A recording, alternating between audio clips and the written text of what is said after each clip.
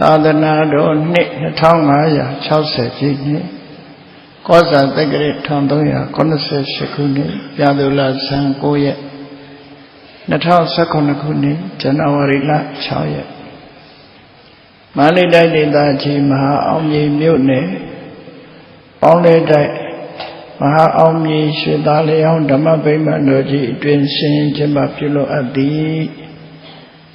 မမြို့စေမိသားစု၏အဋ္ဌမအကျဉ်းမြောက်ဓမ္မပူဇာအထူးဓမ္မသဘင်အခမ်းအနား၌ဥညွတ်အေးတော်ကြည်ရင်နှင့်သာသမီများမေတ္တာရွှေဆိုင်မိသားစုတို့၏အမတအထာဏအဖြစ်ဖြင့်ဟောကြားအပ်သောကံတရားဤတုံ့ပြန်သည့်သဘာဝအကြောင်းတရားဒေသနာတော်ဒီကနေ့ညတပါးသဘင်ခန္ဓာကိုရွှေဘုန်းတော်သခင်ရှင်တော်မြတ်ဖရာ၏မဟာကရုဏာကုံကိုအာယုံပြုကာတိကျူဖွဲ့ဆိုအပ်သောဝန္ဒနာပနာမအာတိတဂါထာကိုရွတ်ဆိုပူဇော်ခြင်းဖြင့်စတင်ကြရအောင်ယောကပ္ပကောတိဟိပိယပမိယံကာလံကရွန်တောတိဒုက္ခရာတိခေရံကတောလောကဟိတယာနာထောနမောမာကာရုဏိကတတတယောနာထောဝိနိယမြာစွာတတ္တဝါဤချမ်းသာစီးပွားလိုလားတောင်းတဂုံပေါင်းခါသည်ဖြင့်နာထမြညာခြင်းရှင်တော်မြတ်ဖရာသည်ကပ္ပကောတိဟိပိဂရေကဘာအရေအတွက်သင်္ချာတို့ဖြင့်တော်လဲအပေမေယံရေအတွက်တိုင်းတာဖော်ပြခြင်းဟာမစွမ်းနိုင်ပါသောကာလလေးအတင်ချေသိနေကဘာရှိကြသောကာလပတ်လုံးလောကဟိတယတတ္တလောကဤအကျိုးစီးပွားအလုံးငါအတိဒုက္ခရာနိဥ္စာအသက်ချင်းလဲအင်္ဂါမေတ္တာကြီးမာသမိတာနှင့်တထာဇနီဆွန်ញင်းကြီးဟုပြတိထဝေငါးသွဲအစုအလုံးခဲရင်တော်မူတော်ကိုကရွန်တော်ဘုရားဖြစ်ရန်ဤတန်ကြိုးကုတ်အားထုတ်တော်မူရသည်ဖြစ်၍ခေရန်လက်ချင်းမျက်လုံးအသက်ဆုံးရဲ့နှလုံးစိတ်ဝံကိုရောဤပင်မခြင်းတို့ကတောဘဝတဏ္ဍံချိန်ဖန်များစွာရောက်တော်မူခဲ့ရရှာလေပြီမဟာကရုဏီကတတတ္တဝါများရင်ဝေတာကဲ့သို့တနာချစ်ခင်မဟာကရုဏာသောဒါသနာသသဝိနည်းများစွာတတ္တဝါဤချမ်းသာစီးပွားလိုလားတောင်းတခုံပေါင်းခါသည်ဖြင့်နာထမြညာထိုးရှင်တော်မြတ်ဖရာအားနမောယုတိပြောင်းပြော့မှန်ကိုလျော်၍ကရောယုကျိုးရှိခိုးခြင်းသည်အထုဘဝတုစင်စစ်မသွေဖြစ်ပါစေတည်း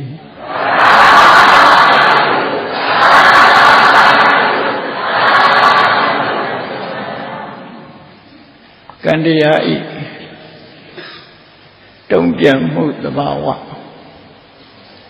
ဘုန်းကြီးတို့နေ့စဉ်နဲ့အမျှလူတွေဟာစိတ်ထဲကကြံတွေးခြင်းအမှုနှုတ်ကထုတ်ဖော်ပြောဆိုခြင်းအမှုကိုယ်ရင်းလက်ရောက်ပြုလုပ်ခြင်းအမှုလို့ဆိုတဲ့ဒီအမှုကိစ္စတွေဟာကမ္မလို့ဆိုတဲ့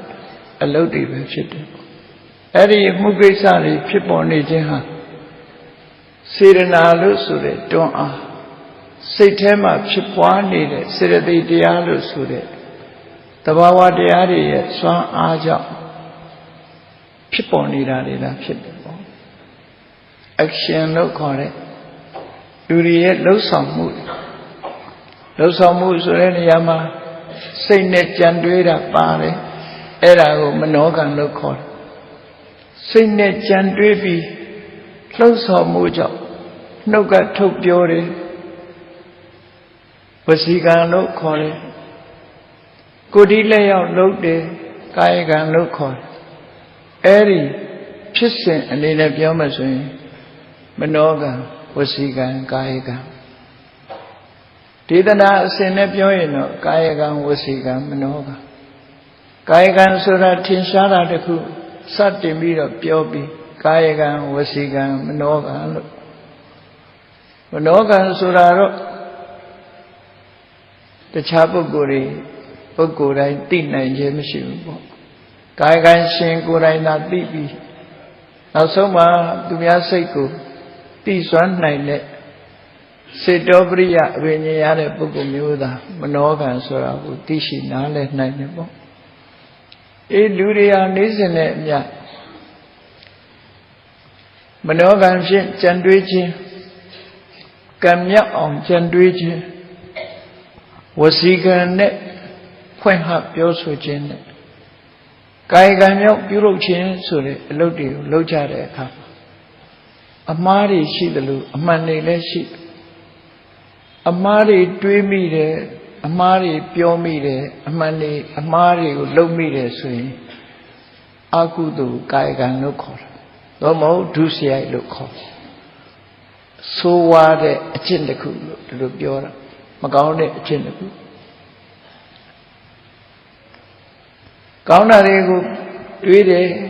ပြစ်ကင်းတာတွေကိုတွေးတယ်ပြစ်ကင်းတဲ့အပြောအပြစ်ကင်းတဲ့အလုပ်တွေဆိုလို့ရှိရင်ကောင်းတဲ့ကုသိုလ်ကံတွေဖြစ်တယ်အဲ့တော့ကောင်းတဲ့ကံနဲ့မကောင်းတဲ့ကံဒီနှစ်ခုလုံးဟာလူတွေရဲ့စိတ်အစဉ်မှာ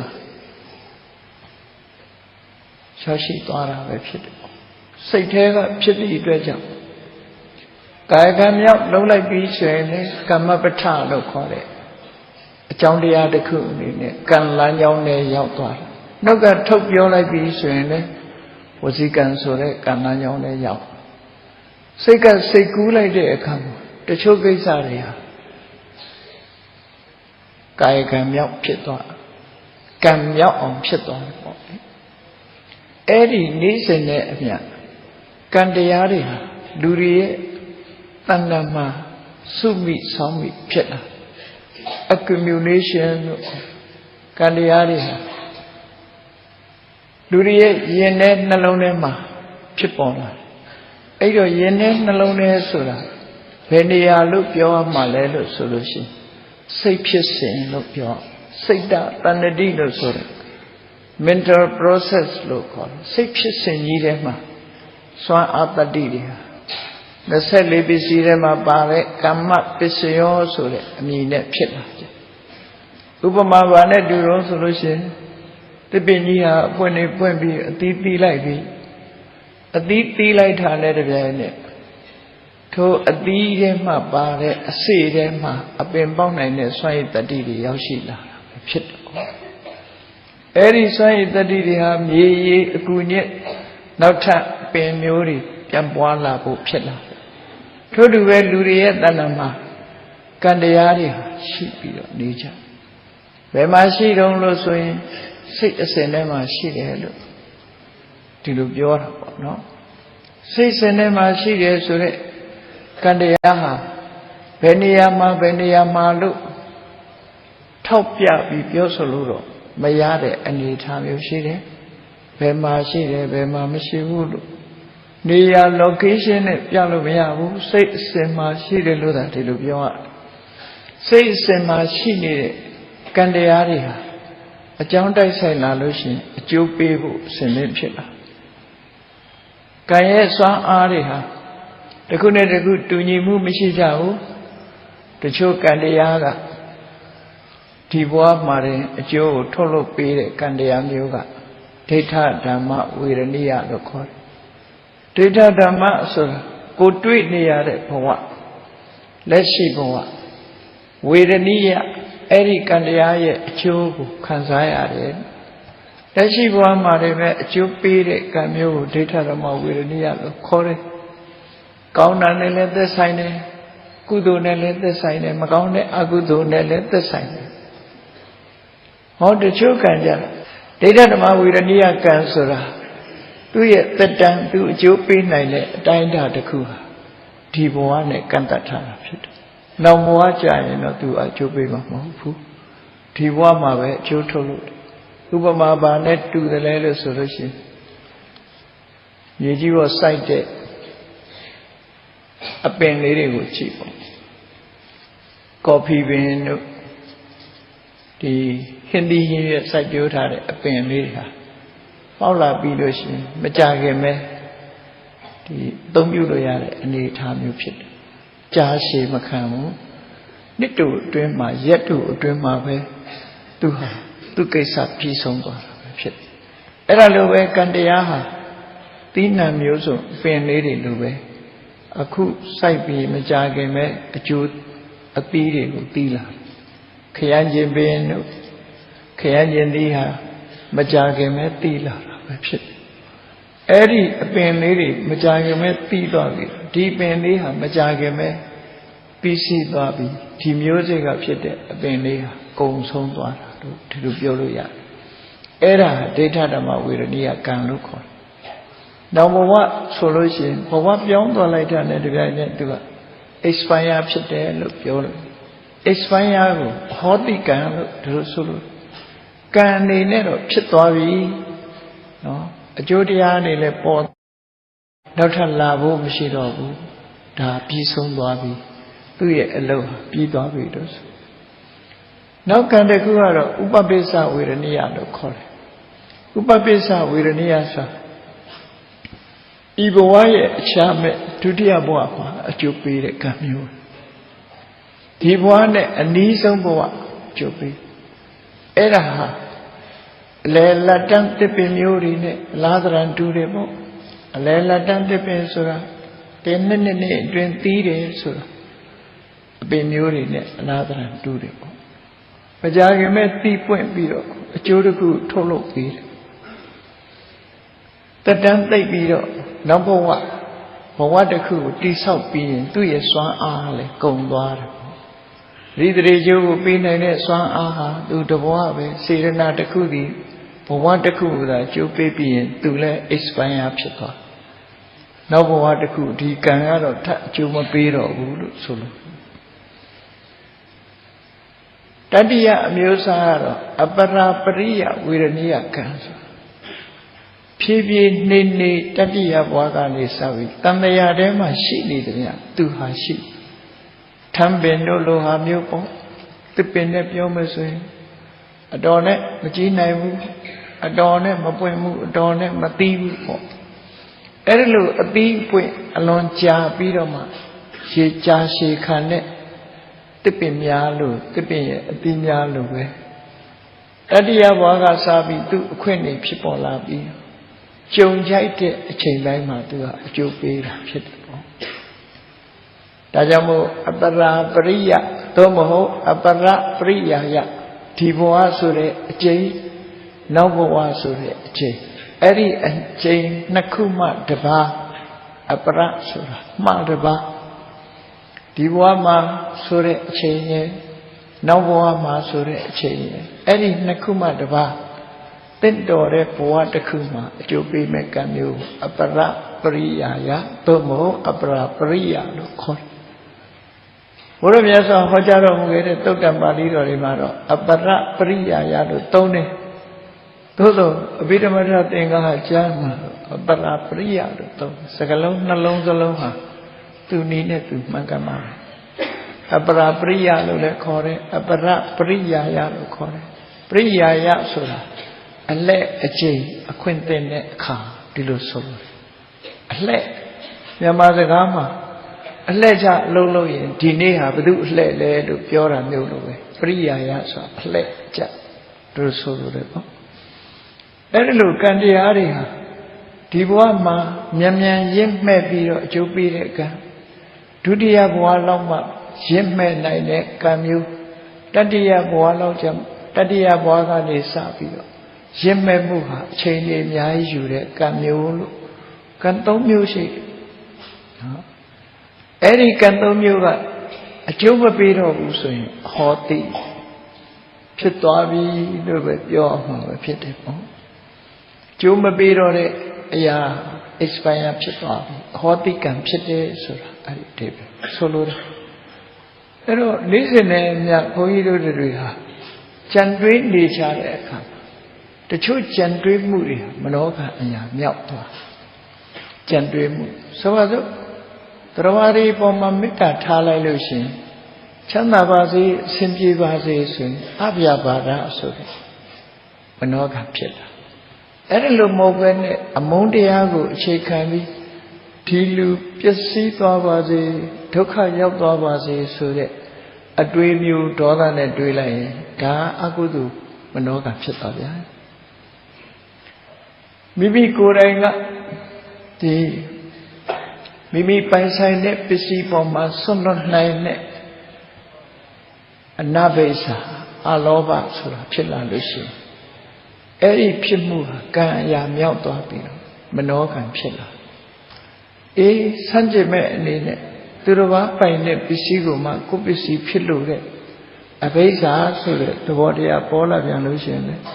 သူကလည်းပဲကံဒီကံအရာမြောက်သွားတယ်သူများပစ္စည်းယူသည်ဖြစ်စေမယူသည်ဖြစ်စေသူများပစ္စည်းကိုကိုယ်ပစ္စည်းလုပ်ခြင်းနဲ့စိတ်ထဲမှာဖြစ်ပေါ်လာခြင်းဟာကံအရာမြောက်သွားတယ်အကုသိုလ်ကံဖြစ်သွားတယ်ဒီလိုဆိုနောက်မိစ္ဆာဒိဋ္ဌိလို့ဆိုတဲ့ຢာရဲ့တမ္မာဒိဋ္ဌိဆိုတဲ့ຢာကံကံရဲ့အကျိုးကိုလက်မခံဘူးလို့မယုံဘူး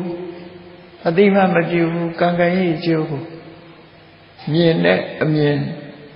လုံးဝဆွန့်လွတ်လိုက်ပြီဆိုလို့ရှိရင်မိစ္ဆာဒိဋ္ဌိကံကံရဲ့အကျိုးကိုလက်ခံနဲ့ယုံကြည်တယ်ကိုလှုပ်တာကိုနဲ့ပဲသက်ဆိုင်တယ်လို့သိတယ်ဆိုရင်တမ္မာဒိဋ္ဌိရင်နဲ့နှလုံးထဲမှာဖြစ်ပေါ်လာတဲ့အမြင်နှမျိုးဟာလည်းပဲမြင်လိုက်တာနဲ့တပြိုင်နက်ကံအရာရောက်ပြီးတော့သွားတယ်တဲ့အဲ့ဓာတွေကစေရနာမဟုတ်ဘူးစေတသိက်အဘိဇာဆိုတာလောဘပြာပါဒဆိုတာဒေါသမိစ္ဆာဒိဋ္ဌိဆိုတာဒိဋ္ဌိစေတသိက်ဖြစ်သူတို့ကိုတော့စေရနာလို့မခေါ်ဘူးစေရနာဟံဘိက္ခွေကမ္မဝရမိတို့ကမ္မပစ္စယောတို့မှာခေါ်တာကြတော့စေရနာကိုပဲကံလို့ခေါ်တယ်အခုမနောကံမှာတော့စေရနာကိုခေါ်တာမဟုတ်ဘူးအလောဘဆိုတဲ့ဆွန့်လွတ်လို့တဲ့အလောဘသဘောတရားဖြစ်သွားလို့ရှိရင်လေကံအရာမြောက်တယ်အဒေါသစင်ပြေကြပါစေ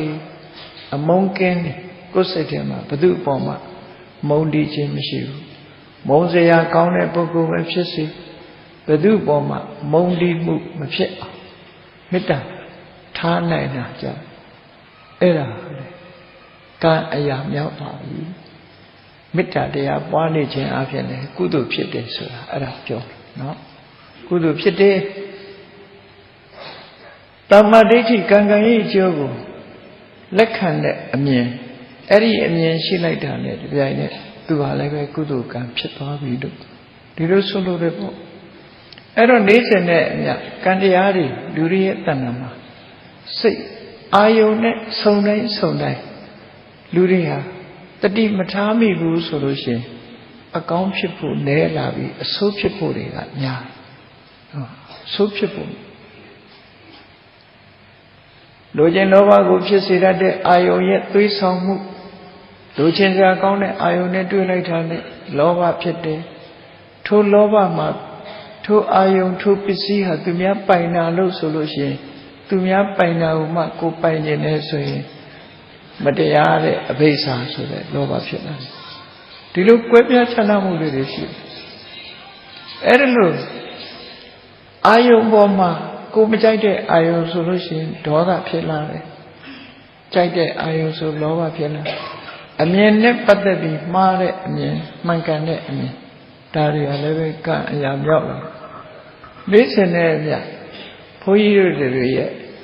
နှလုံးသားထဲမှာကံတရားတွေဟာပြန်ပွားနေတယ်ဆိုတာတတိထားကြည့်ဖို့လို့ပေါ့အဲ့ဒီအချိန်မှာမြတ်စွာဘုရားရဲ့အဆုံးအမတရားကဘာလို့ဆိုရင်ဟုတ်ပြီလူတိုင်းမှာစိတ်ရှိတော့ဒီအာယုန်နဲ့တွေ့ပြီးအာယုန်ဆိုဒီမှာလိုချင်စရာအာယုန်မုန်းတီးစရာအာယုန်ရှိနေမှာပဲအဲ့ဒီလိုချင်စရာအာယုန်နဲ့တွေ့ရင်လောဘဖြစ်တယ်မုန်းစရာအာယုန်နဲ့တွေ့ရင်ဒေါသဖြစ်တယ်ဆိုလို့ရှိရင်လောဘဒေါသကိုအခြေခံလိုက်တာနဲ့တပြိုင်နက်အကုသိုလ်ကံတွေလာပြန်တာပဲအေးအဲ့ဒါလို့မဟုတ်ဘဲနဲ့တတိတရားတန်ပစင်ညဆိုတဲ့ဆင်ခြင်တုံနဲ့ အလေးအကျင့်လုပ်ထားပြီဆိုရင်မုန်းစရာအာယုံဖြစ်တော်လဲဒေါသမဖြစ်ဘူးလိုချင်စရာအာယုံနဲ့စုံတော်လဲပဲတဏှာလောဘမဖြစ်ဘူးထိုအာယုန်တွေနဲ့ပတ်သက်ပြီးတော့တွေ့ဝေမှုဆိုမောဟလည်းမဖြစ်ဘူးအမှန်တရားကိုသိသည့်အတွက်ကြောင့်တွေ့ဝေမှုဆိုတာလည်းမဖြစ်ဘူးဒါကြောင့်မို့လောဘဒေါသမောဟဆိုတဲ့ဒီတဘာဝတရား၃မျိုးဟာအကုသိုလ်ရဲ့အရင်မြစ်တာလည်းဖြစ်တယ်ပေါ့အလောဘအဒေါသအမောဟဆိုတဲ့ဒီတရား၃ခုကြတော့ကုသိုလ်မှန်သမျှရဲ့အမြင့်ကြီးတစ်ဖွယ်ဖြစ်တယ်ဒါကိုဟေတုပစ္စယောလို့ခေါ်တာပဲဖြစ်တယ်ပေါ့အဲ့တော့ကိုယ်တဏ္ဍမှာလောဘမဖြစ်အောင်တတိထားပြီးအလောဘနဲ့ဖယ်ရှားပြစ်ဖို့လိုဒေါသဆိုတာကိုအဒေါသဆိုတာနဲ့ဖယ်ရှားပြစ်ဖို့လိုတယ်မောဟဆိုတဲ့အဆိုးတရားကိုလည်းအမောဟဆိုတဲ့အသိဉာဏ်နဲ့ဖယ်ရှားအဲ့ဒါလို့ဖယ်ရှားနိုင်မှကောင်းကျိုးချမ်းသာကိုပေးနိုင်တဲ့ကုသိုလ်ကံတွေဟာကိုယ်ရင်ထဲမှာစင်စစ်မပြတ်ဖြစ်လာမှာကုသိုလ်ကံတွေရဲ့အကျိုးတရားသည်ကောင်းကျိုးကိုပေးတယ်အကုသိုလ်ကံရဲ့အကျိုးတရားသည်ဆိုးကျိုးကိုပေးတယ်လို့အဲ့တော့ကံတရားတွေဟာကုသိုလ်ကံပဲဖြစ်ဖြစ်အကုသိုလ်ကံပဲဖြစ်ဖြစ်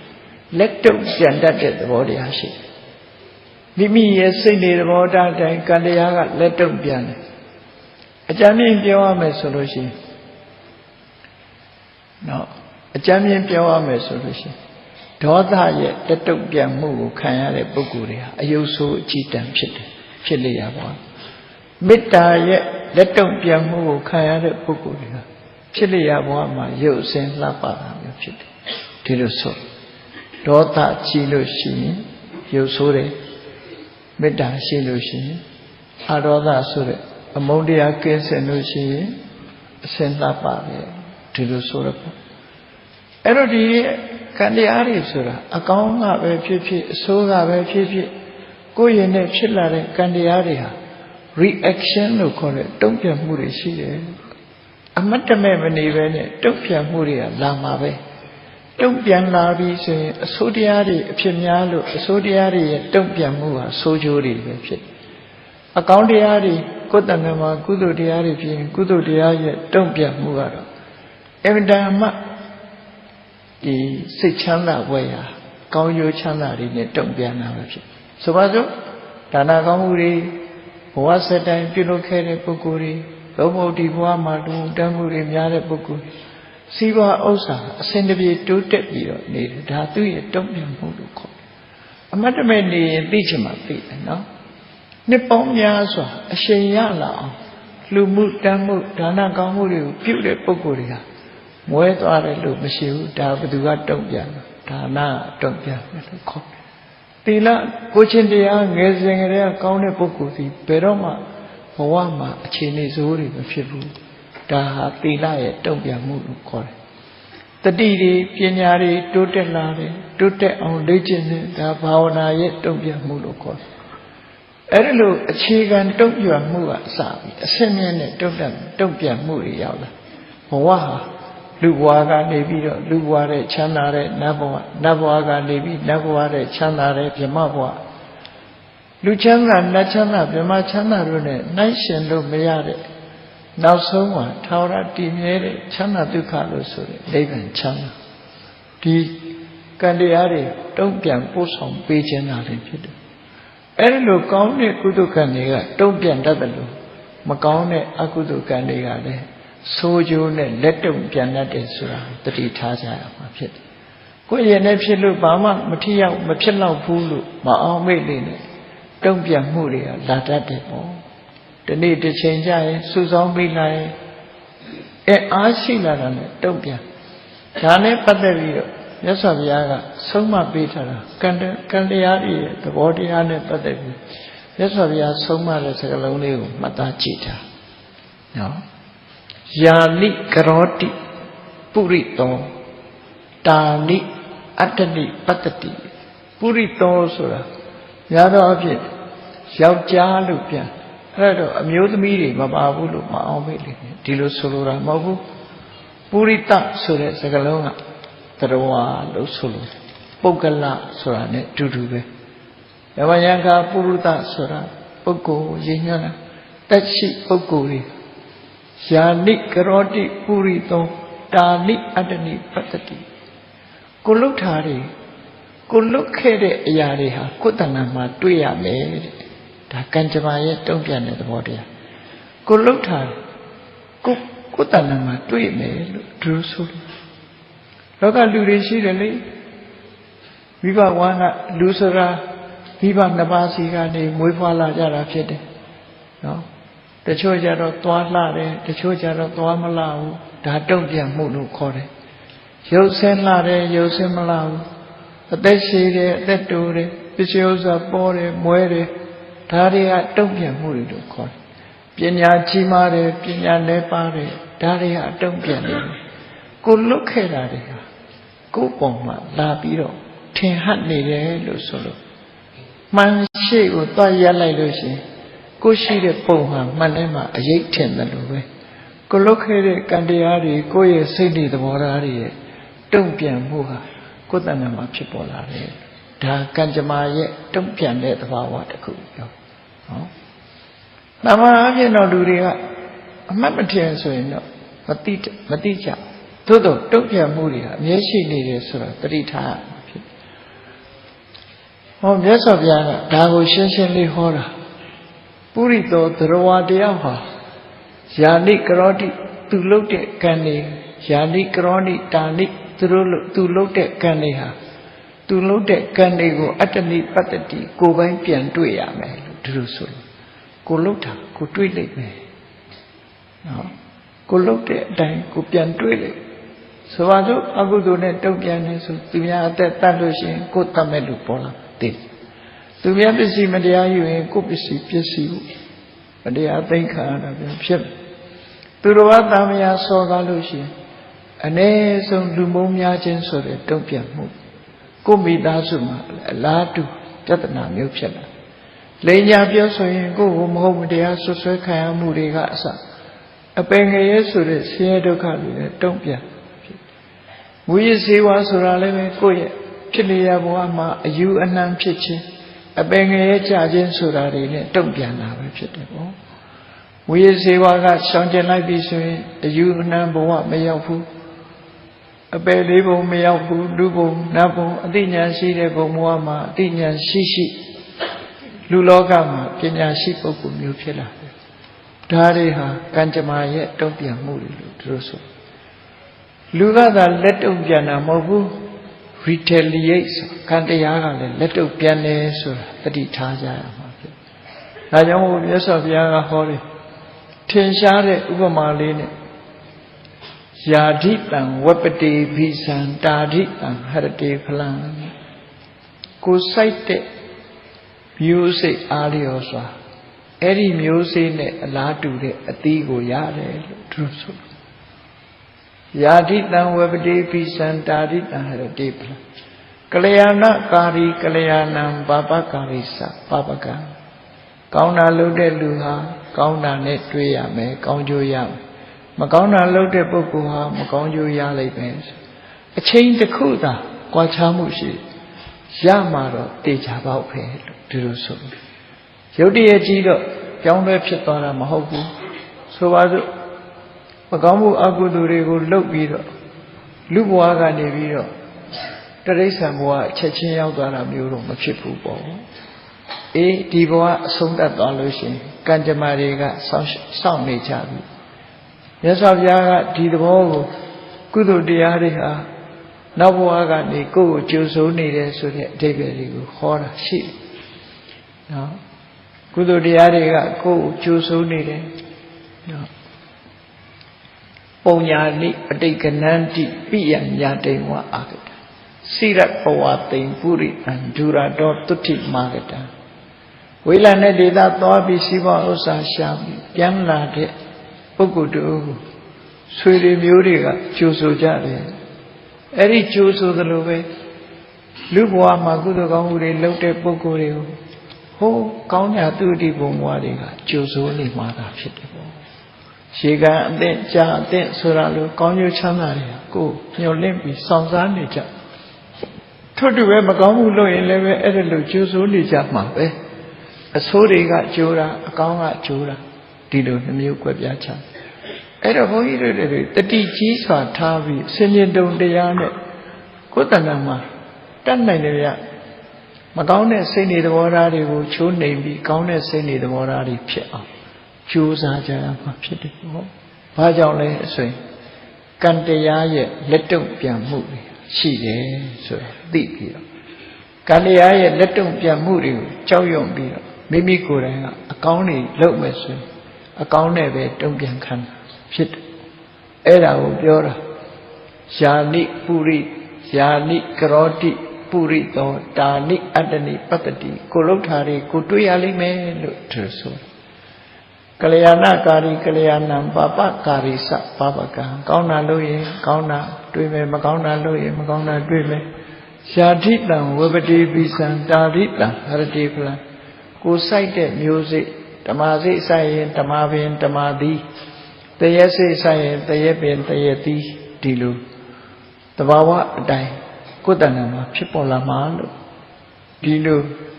မြတ်စွာဘုရားကံကြားနဲ့ပတ်သက်ပြီးဟောကြားဆုံးမထားတာရှိတယ်ပေါ့အေးဒါနဲ့ပတ်သက်ပြီးတော့သင်္ကန်းစာယူเสียဇာတကစတိုရီလေးတစ်ခုမှတ်သားကြည့်ကြရအောင်ဇာတကစတိုရီအကောင်းဘက်ကပြတာကတော့ထင်ရှားလို့အဆိုးဘက်ကကံတရားရဲ့တုံ့ပြန်မှုတွေ ဘယ်လိုတုံ့ပြန်တတ်တယ်လဲဆိုတာကိုလှုပ်တဲ့အတိုင်းမကောင်းတဲ့တုံ့ပြန်မှုတွေလာရက်တွေအကောင်းတွေကတုံ့ပြန်မှုတွေကတော့ထင်ရှားပါတယ်ကောင်းကျိုးချမ်းသာတွေရသွားတဲ့ဇလန်းတွေများစွာရှိတယ်ပေါ့ဟုတ်ပြီဒီမြတ်ဗုဒ္ဓရဲ့လက်ထက်တော်အခါကာလတော့ကောတမီပြည်ကိုအုပ်ချုပ်တဲ့ဥဒေနာမင်းဆိုတာရှိတယ်သူဟာ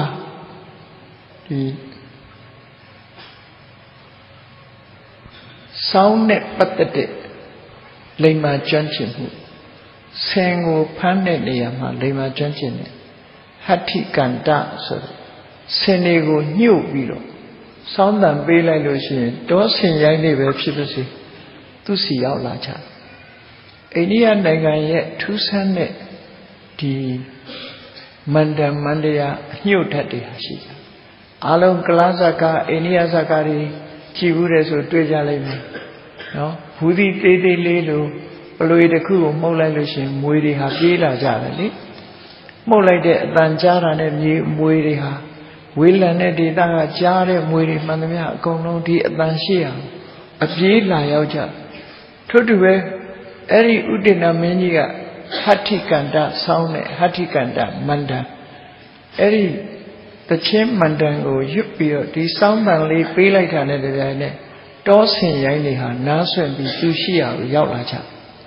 ဆင်တွေရောက်ညှို့တတ်လို့ခေါ်တယ်ပေါ့ဟောဒီညှို့တတ်ကလည်းအမျိုးစုံရှိအခုခေတ်မှာခြင်ကြိုက်တဲ့အရဒေသတွေမှာဆိုလို့ရှိရင်မီးထွန်းထားလို့ရှိရင်ခြင်တွေကအဲ့ဒီအကုန်စုလာကြတယ်လို့ဆိုဒါလည်းညှို့တတ်တစ်မျိုးပဲပေါ့နော်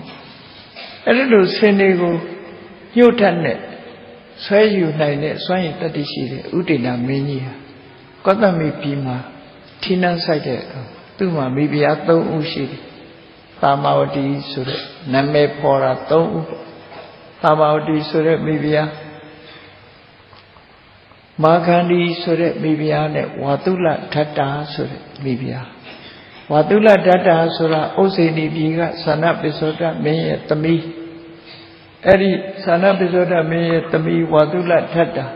မိဖုရားနဲ့ရတဲ့သားကိုဘောဓိမင်းသားလို့ခေါ်တယ်ဘောဓိမင်းသားကိုသူ့အဖေကမြို့စားအဖြစ်ဘက်ခတိုင်းတုံတုမာရခိရမြို့ပေးလိုက်တာအဲ့ဒီမှာသူကမြို့စားဘဝနဲ့နေထိုင်တယ်ပေါ့အဲ့ဒီလိုနေထိုင်တဲ့အခါတုတုမာရခိရမှာသူက ဒီမင်းသားချမ်းသာကြွယ်ဝတော့သူဘာလုပ်လဲလို့ဆိုသူများနဲ့မတူတဲ့လှပတဲ့နန်းဆောင်ကြီးတစ်ခုကိုဆောက်လုပ်တယ်မြန်မာရာဇဝင်ထဲမှာလည်းပဲရွှေနန်းကြော့ရှင်ဆိုတာရှိတယ်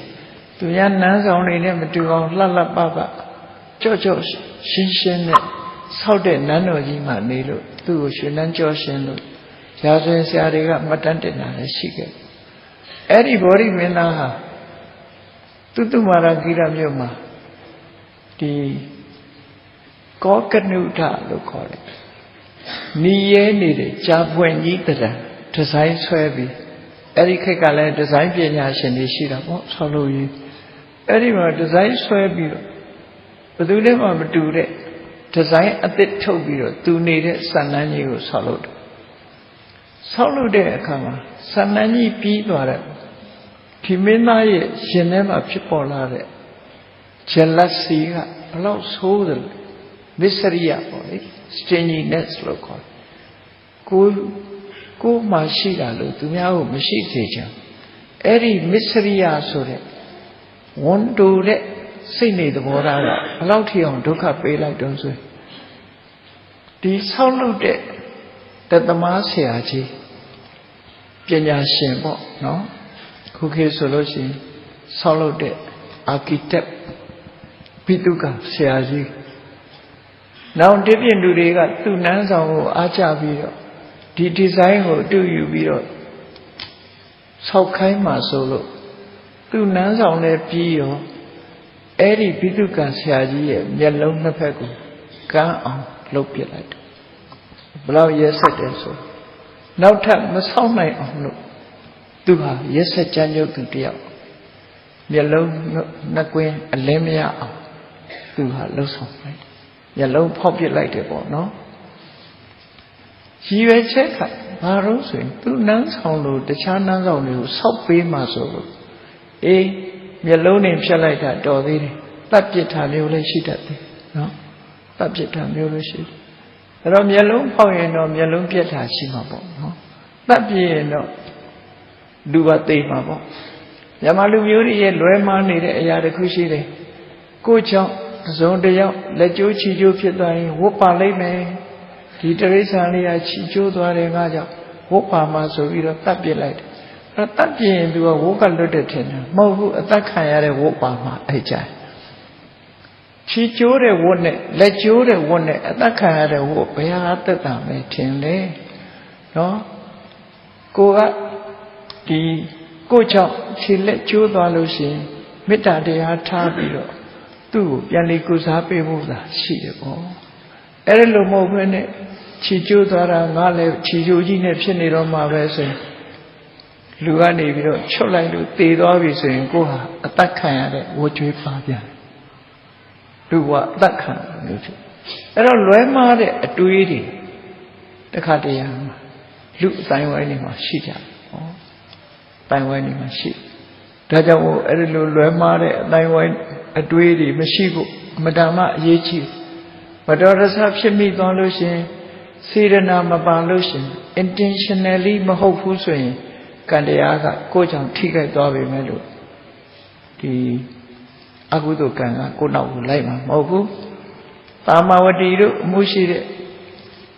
ဒီမောင်မမိတ်တန်တွေဟာတခုသောဘဝမှာရေချိုးရင်းကနေပြီးအမတန်ချမ်းတုံလာတဲ့အခါရေစိတ်မှာရှိတဲ့ခြုံပုတ်ကြီးတစ်ပုဒ်ကိုမိတိုက်ကြတယ်မိတိုက်တဲ့အခါအဲ့ဒီခြုံအောက်မှာပြိစိကဘုရားမထေရမြတ်ကသမဘဝင်စားနေတာတိတ်တိတ်လူမမြင်အောင်အဲ့ဒီခြုံကြီးမိလောင်သွားတဲ့အခါသူတို့ဘွားကနေပြိစိကဘုရားကြီးပေါ်လာတော့ဘုရင်နန်းတော်မှာကြွားလေးရှိတဲ့ပြိစိကဘုရားကြီးမီးရှို့လို့ပြန်တော်မူသွားပြီးငါတို့တော့မင်းပြစ်မင်းတန်တင့်တော်မှာပဲထင်းနေရှာကြဆိုပြီးတော့ဟိုကသေတာမှမဟုတ်တာသမဘဝင်စားအဲ့ဒါထင်းနေနဲ့ပုံပြီးမိတိုက်လိုက်တာအဲ့ဒီကြတော့ကံဖြစ်သွားစေရနာဆိုးနဲ့လည်းခုနတော့ကမတော်တဆဖြစ်တာမျိုးဟာအဲ့ဒီအချိန်မှာရှောင်ကျင်လိုက်မယ်ဆိုရင်ကံမမြောက်ဘူးသူတို့မိလောင်မှုသာဖြစ်ပြီးကံမမြောက်ဘူးတမင်မိပုံတိုက်တဲ့အခါကျတော့ပိစိကဗုဒ္ဓကတော့ဘယ်သေးမလဲသမဘအတွင်းမှာမိလောင်သွားပြီသူတို့ကတော့မိလောင်ပြီးတော့အယိုးတောင်ပြာကျသွားပြီလို့ထင်ပြီးပြန်သွားကြတယ်နောက်တည့်ရက်မနေ့ကျတော့နန်းတော်ကိုကြွလာတယ်အဲ့ဒီလိုကံတစ်ခုကိုကျွလွန်ခဲ့တဲ့အတွက်ကြောင့်တာမဝတီဘဝမှာလည်းပဲသူတို့ဟာနန်းပြတ်သက်မိလောင်ပြီးတော့သိဆုံးသွားကြတာကံကြမ္မာဆိုတာကိုကတခါလုတ်ပြီးမဲ့လို့အချိန်ချင်းခံစားရတာဘာကြောင့်လဲ တစ်ပင်ကကိုယ်စိုက်တုန်းကဒစီတဲ့စိုက်တာအဲ့ဒီဒစီတဲ့စိုက်တဲ့တစ်ပင်ကတီးလိုက်တဲ့အသီးတွေကြတော့ဘလောက်သီးအများကြီးသီးတယ်လေတဲပင်တစ်ပင်ဆိုထောင်ချီသီးတယ်နှစ်တိုင်းသီးနေမှာဆိုတော့ကိုယ်စိုက်တာဒစီဆိုရင်တော့အများကြီးရအဲ့ဒါမျိုးလိုပဲကံတရားဟာ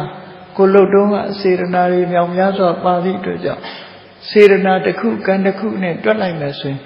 မြောင်များစွာခံကြရတာဖြစ်တယ်ပေါ့ဒီလိုသဘောမျိုးဆိုလိုတယ်ပေါ့အဲ့ဒီလိုကံကြမ္မာတွေဟာစေရနာနဲ့လှုပ်ရင်တုံ့ပြန်သွားတတ်တယ်ပေါ့အဲ့ဒီဘောဓိမင်းသားဟာအလွန်ရက်ဆက်စွာမျက်လုံးတစ်ခုဖုတ်ထုတ်အဲ့ဒီအကြောင်းကိုယဟန်တန်ဃာတွေကကြားတဲ့အခါမြတ်စွာဘုရားသွားလျှောက်ရှင်ဗျာဘောဓိမင်းသားတော်တော်ရက်ဆက်တဲ့လူတစ်ယောက်ပဲသူနန်းတော်ကိုဆောက်လုပ်ပြီးတဲ့ဆောက်လုပ်ရေးဘိတုကာဆရာကြီးမျက်လုံးကိုဖောက်ပစ်တယ်လို့သတင်းကြားပါတယ်ဆိုမြတ်စွာဘုရားသူဟာခုမှရက်ဆက်သူမဟုတ်ဘူးအတိတ်ဘဝတုန်းကလည်းအလွန်ပဲရက်ဆက်တဲ့ပုဂ္ဂိုလ်ဖြစ်ခဲ့ဘူးတယ်ဆိုပြီးမြတ်စွာဘုရားစာကြောင်းပြန်ဟောခဲ့တဲ့ဇာလန်းလေးတစ်ပုဒ်ဟာသင်္ကန်းစာယူစရာပဲဖြစ်အဲ့တော့ဒီဇာလန်းလေးကိုကြည့်မယ်ဆိုလို့ရှိရင်လူတွေဟာရက်ဆက်တဲ့နှလုံးသားရှိတဲ့ပုဂ္ဂိုလ်ဟာကိုယ့်ကိုယ်မပြင်းဘူးဆိုရင်နောက်ဘဝမှာလည်းရက်ဆက်တဲ့ပုဂ္ဂိုလ်ပဲထပ်ဖြစ်တတ်တယ်နော်ထပ်ဖြစ်တတ်အဲ့ဒါကြောင့်မလို့ဇေယိုက်ဆိုးတွေရှိရင်ကိုယ့်ကိုယ်ပြင်မှုလိုအပ်တယ်အမိုက်မျိုးတွေဟာဇေယိုက်ဆိုးကိုမပြင်ဘူးဆိုရင်အမိုက်မျိုးတန်တရားနဲ့ပဲသွားမှာပဲဒီလိုဖြစ်တာပေါ့အဲ့တော့မြတ်စွာဘုရားကဟောတာလွန်ခဲ့တဲ့ဘဝတုန်းကမြတ်စွာဘုရားရဲ့အလောင်းတော်ဟာတက္ကသိုလ်ပြည်မှာဓိတာပါမောက္ခလို့ဆိုတယ်အယမျက်နှာအယလေးမျက်နှာကလာရောက်ပြီးပညာသင်ကြတဲ့ကျောင်းသားတွေကိုပညာသင်ပေးတဲ့တက္ကသိုလ်ဆရာကြီးဖြစ်ခဲ့ပြီအဲ့ဒီအချိန်မှာဗာရဏသီမြို့ကဘုရင်သားတော်မင်းသားဘုရင်တွေကသူတို့သားတွေပညာတတ်ဖို့အတွက်တက္ကသိုလ်ပို့ချတထေးတွေကပို့ချတယ်ပုံနာတွေကပို့ချပတ်စံတက်နိုင်တဲ့ပုဂ္ဂိုလ်တွေကဝေးလံတဲ့ဒေသတက္ကသိုလ်တွေပညာသင်ပို့ကြဒီကနေ့ခေတ်မှာလည်းမိမိတို့သားသမီးတွေမြန်မာပြည်ထဲကတက္ကသိုလ်အသီးသီးပို့ရုံနဲ့မကဘူးနိုင်ငံသားတွေထီအောင်ပို့ကြဒီလိုပညာသင်မှုပို့ကြအဲ့ဒါလိုပို့ဒီဗာရဏသီကလာတဲ့မင်းသားဟာသူများနဲ့မတူဘူးသူကရက်ဆက်ကြမ်းချုပ်တဲ့အသင်္တရံတွေသူမှရှိတယ်သူရဲ့အင်္ဂယုတ်ရှိရင်တော့ရက်ဆက်မဲ့ပုံစံခုခေတ်လည်းပဲလူရဲ့အင်္ဂယုတ်ရှိပြီးတော့ခေါ်ကြတာတွေရှိတယ်နော်နှာခေါင်းကြီးပွားနေနှာဘွားကြမ်းကြုတ်တယ်မြန်မာတိုင်းမှာဆိုဟုတ်လားမဟုတ်လားတော့မသိဘူးနော်နှာခေါင်းပွားတဲ့လူကကြမ်းကြုတ်တယ်ဒီလိုဆိုတယ်နော်ပြောကြအဲ့လိုသူဟာအင်္ဂယုတ်ကိုကြည့်ပြီးတော့ကြံတန်ရက်ဆက်ပြီးအနိုင်ကျင့်တတ်တဲ့စိတ်တွေသဘောထားတွေသူမှရှိအဲ့ဒါကိုဒီတဘောကဆရာကြီးကအကဲခတ်ပြီးတော့ဒီမင်းသားဟာအန္တမနှလုံးသားရက်ဆက်ချမ်းချုပ်တတ်တဲ့နှလုံးသားရက်ဆက်တဲ့နှလုံးသားရှိတဲ့မင်းသားဒါပဲအကြောင်းမို့လို့သူ့ကိုကြိုတင်ပြီးတော့ဆုံးမဩဝါဒပေးမှပဲဆို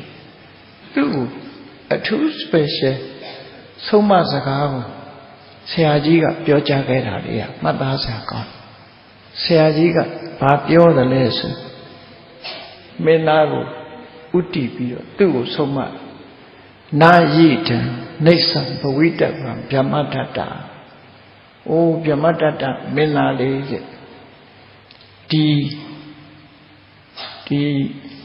အောင်မြင်မှုနော်ဒီအချက်တွေဟာယာတတံလို့မအောင်မေ့လေနဲ့တဲ့နာယိတံနေသံဘဝိတ္တဗံဒါထာဝရလို့မအောင်မေ့လေနဲ့ဘာတွေတုံးဆိုခေမံစိတ်နှလုံးငြိမ်းချမ်းမှုဆိုတာလေထာဝရမဟုတ်ဘူးတဲ့ဘေးရန်ခတ်သိမ်းကင်းငြိမ်းပြီးအေးစစ်စစ်နေတိုင်းနဲ့ဘေးကင်းရန်กว่าဖြစ်နေတဲ့ဆိုတာလေ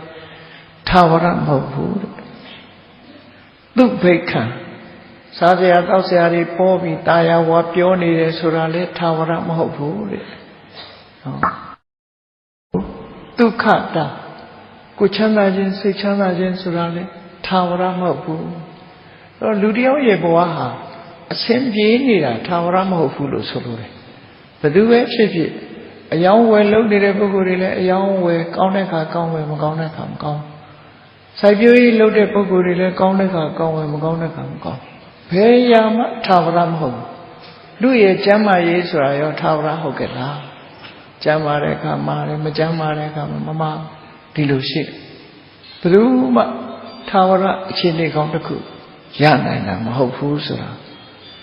ခေါင်းထဲမှာစွဲတော်အောင်ဆရာကြီးကဆုံးပါနော်အဋ္ဌိစေမအဟုတံပမုံလောကုသနာမှာအစင်မပြေမှုတွေအစင်ပြေမှုတွေကုံဆုံးသွားလို့အစင်မပြေမှုတွေရောက်လာပြီဆိုတော့မှယင်တိလက်ခခြေမကင်မိလက်မကင်မိမဖြစ်စေနဲ့တတိထားနေလို့ဆိုလို့တယ်နော်လူတွေဟာအဆိုးနဲ့တွေးပြီဆိုတဲ့အခါကျတော့ခြေမကင်မိလက်မကင်မိတွေဖြစ်ကုန်ဒီလိုပဲဖြစ်တတ်တယ်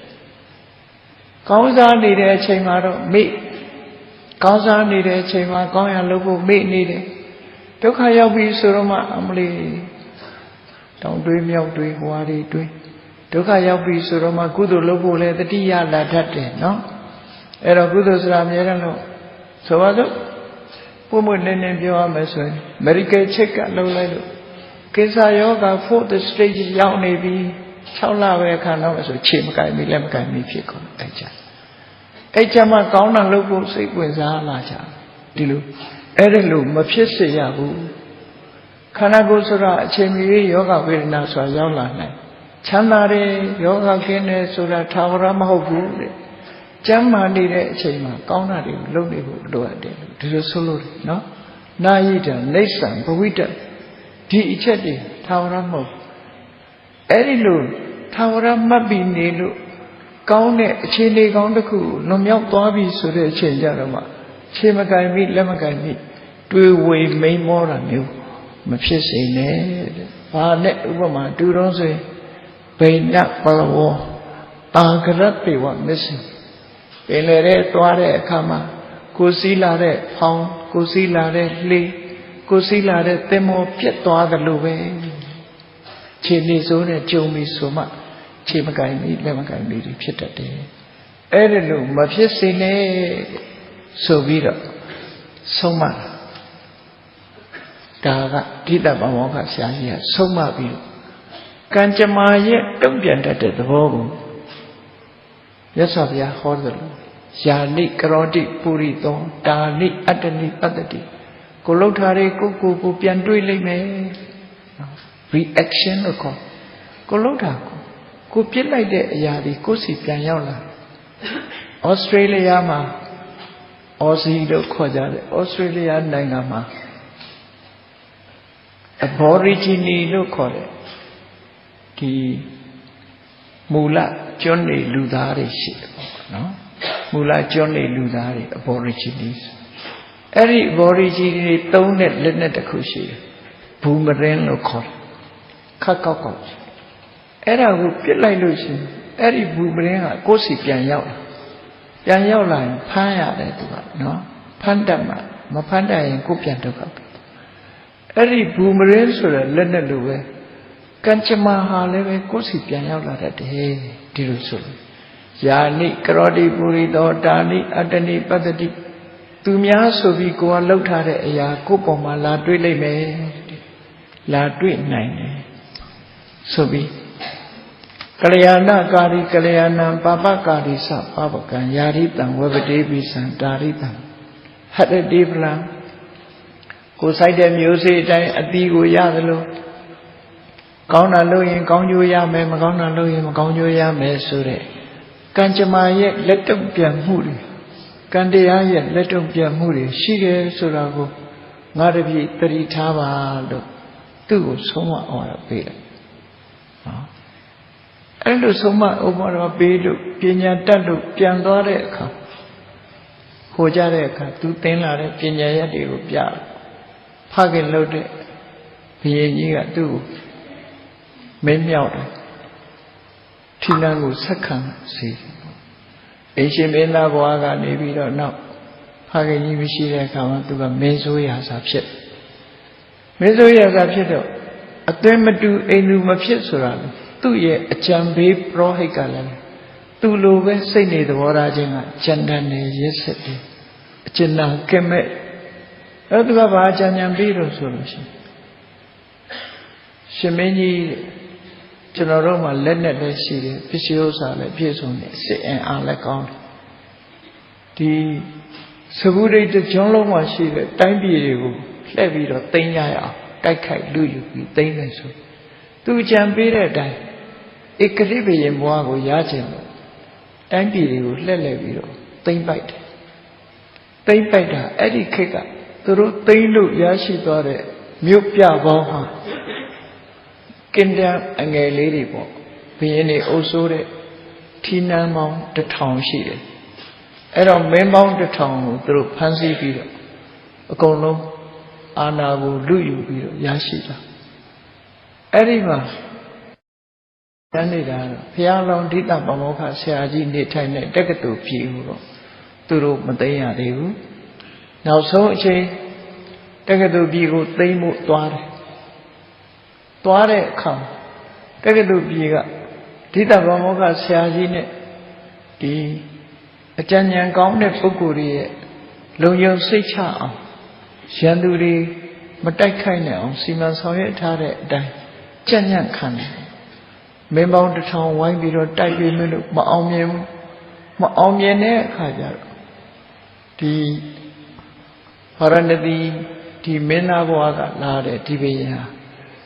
ခင်ကမြေနားကညောင်မင်းကြီးအောင်မှသူတို့စခန်းချတယ်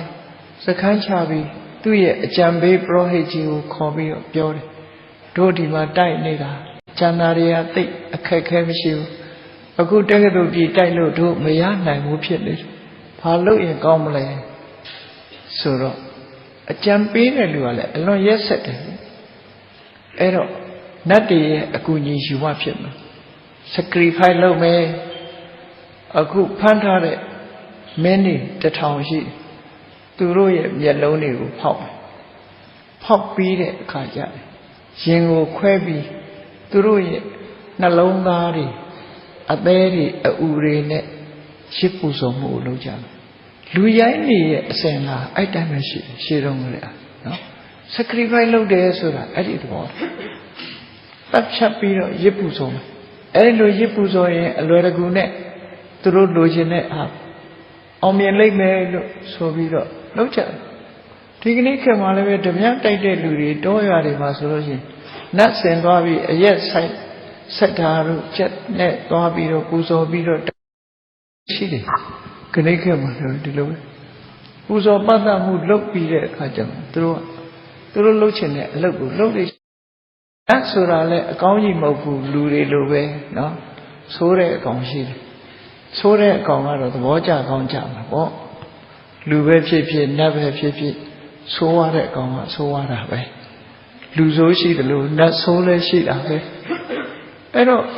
အဲ့ဒီလိုကြံစီပြီးတဲ့အခါတိတ်တဆိတ်တူးချင်းကိုခေါ်တွေ့အမှတ်တမဲ့ခေါ်ပြီးတော့အတွင်းထဲမှာဒီလက်ဝှေ့သမားအားကောင်းတဲ့သူတို့မွေးထားတဲ့လက်ဝှေ့ကြော်ကြီးတွေထဲထဲမှာထားပြီးတော့အဲ့ဒီဘယင်လဲဝင်လာရောတခါလဲလက်ဝှေ့သမားကမေ့သွားအောင်ရိုက်ချလိုက်ချပြီးရင်မျက်လုံးထုတ်ဗိုက်ခွဲအဲ့ဒါတွေနဲ့လူ1000မင်း1000ကိုတပ်ပစ်ပြီးအဲ့ဒါတွေနဲ့ရှင်းနှပ်ပူဇော်မျက်လုံးတွေထုတ်ပြီးရှင်းနှပ်ပူဇော်ပြီးသူတို့တိုက်ပွဲအောင်မရစေဘူးနတ်တင်နေဆိုပါစို့အဲ့ဒီလိုရဲဆက်ဒီလိုလုတ်ပြီးတဲ့အခါနောက်ဆုံးအချိန်ချိုးပန်းတဲ့အနေနဲ့မင်း1000ကိုတတ်ပြီးရင်းနဲ့ပူဇော်ပြီးစစ်စီစမောင်းတီးပြီးတော့တက္ကသိုလ်ပြည်ကြီးကိုဝိုင်းပြီးတော့စစ်ထိုးတဲ့အခါမှာဘုရင်ကိုယ်တိုင်ဆင်စီးပြီးတော့ရှေ့ကပါလာတော့အဲ့ဒီတက္ကသိုလ်မျိုးဆော့ဖီလူးကြီးတကောင်ဟာသူတယောက်ပဲမြင်ရတယ်သူစီတန်းတန်းမတ်လာပြီးဘုရင်ကြီးရဲ့မျက်လုံးတစ်ဖက်ကိုဆွဲထုတ်သွားတယ်နော်ချက်ချင်းပဲသူ့ကကံကြမ္မာကတုံ့ပြန်လိုက်တာသူ့ရဲ့မျက်လုံးကိုအမတန်မှကြီးမားတဲ့ဘလူးကြီးတကောင်ဂျိုင်းရင်အမတန်မှကြီးမားထွားကျိုင်းတဲ့အကောင်ကြီးက သူစီလာတဲ့ပြီသူဟာကြောက်မဲ့ဖွဲ့ရုပ်ဆင်းကြီးဆိုတော့ကြောင်ကြည့်နေတဲ့အချိန်မှာမျက်လေးဖောက်ယူသွားတယ်သူ့ရဲ့လက်သေးကြီးနဲ့ကော်ပြီးတော့မျက်လုံးတစ်ဖက်ကိုဖောက်ယူသွားသွေးရဲတန်ရဲနဲ့အဓမ္မနာကျင်လာတဲ့အခါတူညီသောကံကြမ္မာရဲ့တုံ့ပြန်မှုကြောင့်သူဟာနောက်တန်းကိုပြန်ပြီးတော့အဲ့ဒီမြောက်မဲ့အောက်မှာပြန်ပြီးတော့ယောဂဝေဒနာကိုအောက်ဤဆေးသမားတော်ဆေးကုဖို့လုပ်နေတဲ့အချိန်မှာပက်လက်လန်ပြီးအိတ်နေတဲ့အချိန်လေးမှာပက်လက်လန်ပြီးတော့ဒီမျက်လုံးတစ်ဖက်ဖောက်ထုတ်ခံလာရတဲ့ဒုက္ခကိုခံစားနေရတဲ့အချိန်ငှက်တကောင်ကတစ်ပင်ပေါ်မှာအသေးကောင်တကောင်စားပြီးတော့အယိုးပါချီးလာပြီးအဲ့ဒီမှာစားပြီးတော့အဲ့ဒီငှက်ကအဲ့ဒီအယိုးကိုလွတ်ချလိုက်တယ်အယိုးကလည်းခြုံထက်နေတာအဲ့ဒီအယိုးလွတ်ချလိုက်တဲ့အယိုးကကြံတဲ့သူ့မျက်လုံးတဲ့တဲ့ကြီးဝင်ဆိုင်တယ်ဟောအဲ့တော့သူဟာမျက်လုံးနှစ်ဖက်စလုံးပြတ်အဲ့ဒီကြတော့မှသူ့ဆရာကြီးရဲ့အဆုံးအမစကားခေါင်းထဲမှာပေါ်လာတယ်မင်းမရက်ဆက်နဲ့မင်းသားမရက်ဆက်လေနဲ့မချမ်းတမ်းလေနဲ့အနိုင်မကျင့်လေနဲ့ယာနိကရောတိပုရိသောတာလိအတ္တနိပတ္တိသူများကိုလှုပ်လို့ရှင်အဲ့ဒီသူများအလောက်ခံရတယ်လို့ကိုယ်တရားမှာဖြစ်ပေါ်လာတတ်တယ်သူများကိုမျက်စိကန်းအောင်လုပ်ရင်ကိုယ်လည်းမျက်စိကန်းလာတတ်တယ်ဆိုတဲ့ဆုံးမစကားကိုပြန်ပြီးတော့အဲ့ချတော့မှတတိယပြီးယူကျုံမရစိုက်ကြီးတငယ်နဲ့ငိုကြွေးပြီးနောက်ဆုံးမှာနန်းတော်လည်းပြန်မရောက်ရဘူးနောက်ဆုံးအချိန်မှာသူ့မိဖုရားချောချောလှလှလေးတတိယလို့မျက်ရည်ဆက်လက်နဲ့ငါတော့မမြင်ရတော့ဘူးငါမိဖုရားလေးငါမမြင်ရတော့ဘူးဆိုပြီးဝမ်းနဲ့ခြေကွဲပြီးဒီနေရာမှာပဲသူဟာသိဆုံးသွားဘုရင်ကြီးလည်းသိဆုံးသွားရောကျန်တဲ့တတ်တွေဟာကစင်ကလျားဖြစ်ပြီးတော့ထွက်ပြေးကုန်ကြတယ်အားလုံးဟာအဲ့နာမှာဖျို့ဖျဲပြိုကွဲပျက်စီးသွားသူဟာစိတ်ဆင်းရဲခြင်းကြီးစွာနဲ့ကံကြမ္မာရဲ့တုံ့ပြန်မှုကိုခံလိုက်ရပြီးအပင်ငရဲကိုကြာရောက်သွားတယ်ဆိုပြီးမြတ်စွာဘုရားကသင်္ကန်းစာယူဖို့အတွက်ဘောဓိမင်းသားဟာခုမှရက်စက်တာမဟုတ်ဘူးအဲ့ဒီတုန်းကလည်းပဲမျက်လုံးတွေလူတစ်ထောင်ရဲ့မျက်လုံးတွေကိုဖောက်ပြတာသူပဲအဲ့ဒီတုန်းကလည်းဒီလိုရက်စက်တဲ့လှုပ်တွေလှုပ်လို့သူကိုယ်တိုင်ဒုက္ခခံရတယ်ဆိုတဲ့အကြောင်းကိုမြတ်စွာဘုရားပြန်ဟောတယ်ပရောဟိတ်ကဒေဝဒတ်ဖြစ်ခဲ့တဲ့တက္ကသိုလ်ဒိဋ္ဌပါမောက္ခဆရာကြီးကတော့ငါဘုရားကိုယ်တိုင်ပဲဖြစ်တယ်အေးဘဝဆိုတာတန်တရားကြီးထဲမှာကြုံတွေ့နေရတဲ့ဘဝတွေဟာဒုက္ခသစ္စာတွေပဲအဲ့ဒီဘဝကိုဖြစ်စေတတ်တဲ့တဏှာကသမုဒယသစ္စာပဲအဲ့ဒီသမုဒယကိုဖယ်ရှားနိုင်မှဒုက္ခនិရောဓဆိုတဲ့နိဗ္ဗာန်ကိုရမှာဖြစ်တယ်နိဗ္ဗာန်ရခြင်းရဲ့အကြောင်းတရားဒုက္ခသမုဒယကိုဖယ်ရှားနိုင်တာတော့မဂ္ဂင်၈ပါးအကျင့်တရားပဲဖြစ်တယ်လို့ယဟန်တော်တွေကိုသင်္ကန်းစာရဖို့အတွက်ကံကြမ္မာရဲ့တုတ်ပြန်တဲ့သဘောတရားတွေကိုဟောဒီစာတကမှာဝေနပါခဆိုတဲ့ဆက်အောင်ဟောကြားဆုံးမတော်မူခဲ့တာဖြစ်တယ်။ဒါကြောင့်မို့တရားချစ်ခင်သူတော်စင်ပြိဿအပေါင်းတို့မိမိတို့နေ့စဉ်ပြုလုပ်နေတဲ့ကံတရားတွေဟာအကောင်းနဲ့အဆိုးနှမျိုးရှိတဲ့အခါမှာအကောင်းကလည်းပဲကောင်းတဲ့တုံ့ပြန်မှုတွေလာတတ်တယ်အဆိုးကလည်းအဆိုးနဲ့တုံ့ပြန်တတ်တယ်ဆိုတဲ့ကံတရားရဲ့တုံ့ပြန်ခြင်းသဘာဝကိုတည်တည်ချာချာအလေးနဲ့စဉ်းစားပြီးတို့တွေအဆိုးကံတွေရဲ့တုံ့ပြန်မှုလက်တုံ့ပြန်မှုကိုမခံကြရအောင်တို့တွေကိုရှောင်ရှားလို့ကောင်းတဲ့ကုသိုလ်တရားတွေကိုသာလေကြိုးစားကြရမှာဖြစ်တယ်လို့ဆွဲမြဲတဲ့တတိတရားဆင်ញင်တုံဉာဏ်ပညာဖြင့်ကြိုးစားအားထုတ်နိုင်ကြပါစေကုန်သတည်း